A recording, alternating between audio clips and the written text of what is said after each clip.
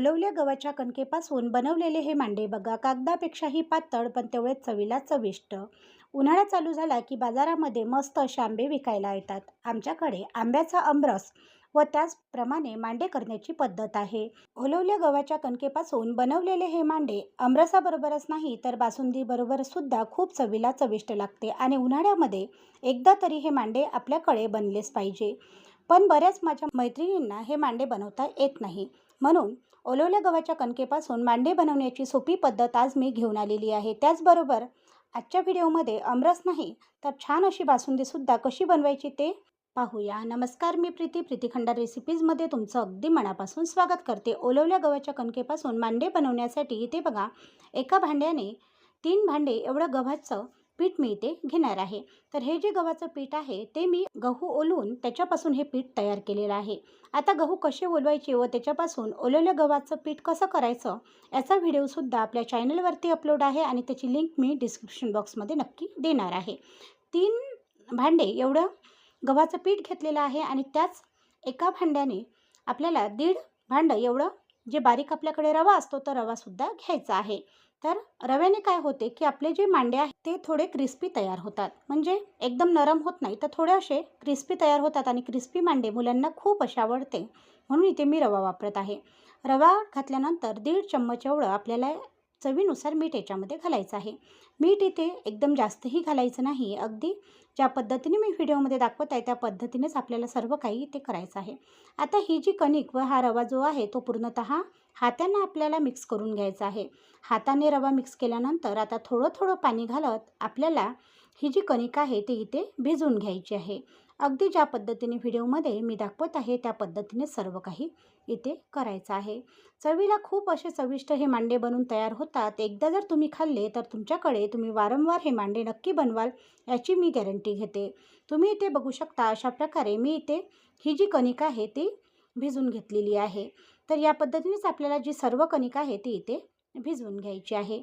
कणिक पूर्ण भिजवून घ्यायची आहे आणि कणिक भिजवताना इथे एकदम आसटसर कणिक भिजवायची नाही तर आपल्याला घट्टसर अशी कणिक इथे भिजवायची आहे. घट्टसर कणिक इथे भिजवायची आहे आणि घट्टसर कणिक भिजवल्यानंतर 2 तास ही कणिक आपल्याला छान अशी मुरण्यासाठी सुद्धा ठेवायची आहे. मांडे करण्यासाठी कणिक मुरणे खूप असे आवश्यक आहे. तर तुम्ही इथे बघू शकता. अक्षय तृतीयेच्या दिवशी आमच्याकडे मांडे करण्याची पद्धत आहे.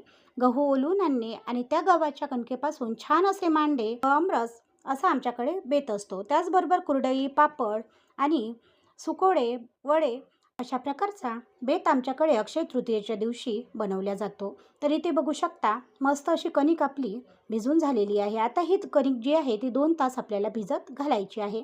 2 तास कणिक भिजेपर्यंत आपण छान अशी बासुंदी इथे बनवून घेऊया. बासुंदी बनवण्यासाठी इथे बघू शकता 1.5 लिटर एवढं दूध मी घेतलेलं आहे.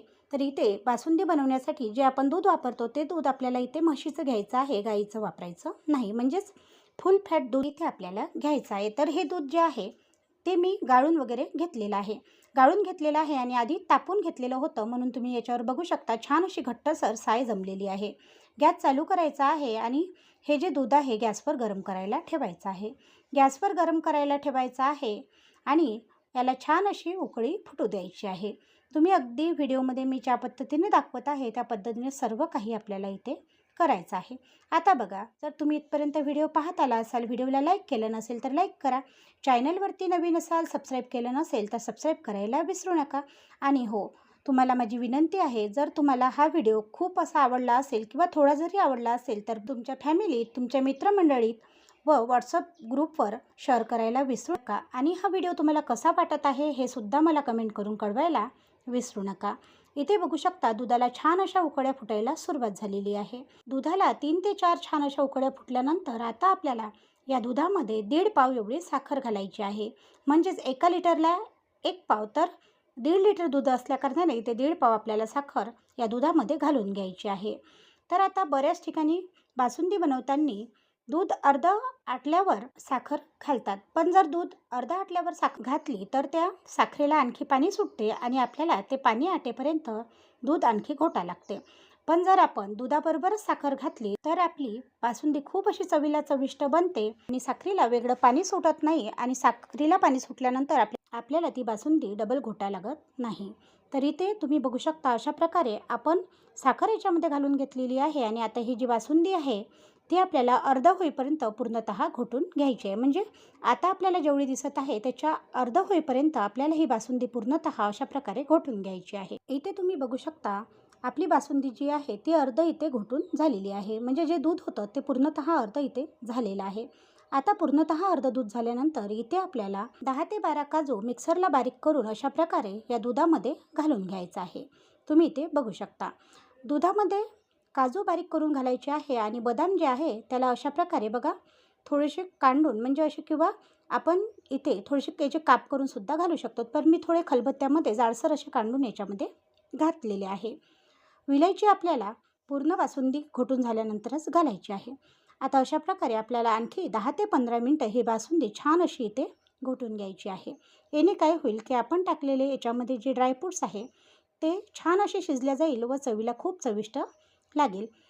तुम्ही याऐवजी आणखी तुम्हाला जे ड्रायफ्रूट्स आवडतात ते ड्रायफ्रूट्स या बासुंदीमध्ये नक्कीच घालू शकता. तर इथे तुम्ही बघू शकता इथे आपली छान अशी बासुंदी तयार झालेली आहे. खूप मस्त आणि चवीला चविष्ट अशी इथे ही बासुंदी झालेली आहे. आता याच्यामध्ये आपल्याला वेलची पूड घालायची आहे आणि गॅस बंद करून ही बासुंदी थंड करण्यासाठी ठेवायची आहे. खूप मस्त अशी बासुंदी तयार होते. तुम्ही नक्की अशा पद्धतीने करून पहा. इथे बघू शकता 2 तास पूर्ण झालेले आहे आणि आपली जी कणिक आहे ती छान अशी इथे मुरलेली आहे. कणिक छान अशी मुरलेली आहे. आता ही जी कणिक आहे ती आपल्याला या कोपरमध्ये काढून घ्यायची आहे. अशा प्रकारे आपण कणिक याच्यामध्ये काढून घेतलेली आहे. आता आपल्याला याच्यावर छान असं तेल घालायचं आहे. आपले जे मांडे आहे ते छान असे नरम होण्यासाठी आपल्याला 3 ते 4 चम्मच तेल या कणकेमध्ये घालणे खूप आवश्यक आहे. बऱ्याचदा काय होतं की बऱ्याच माझ्या मैत्रिणी तेल जेव्हा आपण कणिक भिजवतो तेव्हा घालते, पण तेल कणिक भिजवताना न घालता आता अशा वेळेस जर घातली तर आपले जे मांडे आहे ते खूप असे रुचकर बनतात, नरम बनतात. तर तुम्ही इथे बघू शकता अशा प्रकारे आता इथे आपल्याला कणिक छान अशी मळून घ्यायची आहे. आपण जेवढी छान अशी कणिक मळू तेवढेच आपले मांडे इथे छान जमणार आहे. तर तुम्ही ज्या पद्धतीने अगदी मी या व्हिडिओमध्ये दाखवत आहे त्या पद्धतीने सर्व काही बनवले जातात. आपल्या महाराष्ट्रामध्ये किंवा आपल्या विदर्भामध्ये वेगवेगळ्या प्रकारचे मांडे बनवले जातात. बऱ्याच ठिकाणी पुरण घालून मांडे बनवल्या जातात. बऱ्याच ठिकाणी आपली जी कोरडी कणिक असते म्हणजे जी आपण चपातीसाठी बनवतो त्या चपातीच्या कणकेपासून सुद्धा छान असे मांडे बनवले जातात. पण आमच्याकडे गहू ओलवून त्या ओलवल्या गव्हापासून छान अशी कणिक काढून त्या कणकेपासून मस्त असे मांडे बनवले जातात आणि हे मांडे खरंच सांगते ओलवल्या गव्हाच्या कणकेचे असल्या कारणाने खूप असे चवीला चविष्ट बनते.